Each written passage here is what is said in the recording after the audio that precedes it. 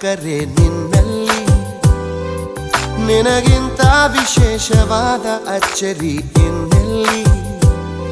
ಈಗ ನೀನು ಎಲ್ಲಿಯೇ ಹೋದರೂ ನಾನು ಹಾಜರು ಬೆನ್ನಲ್ಲಿ.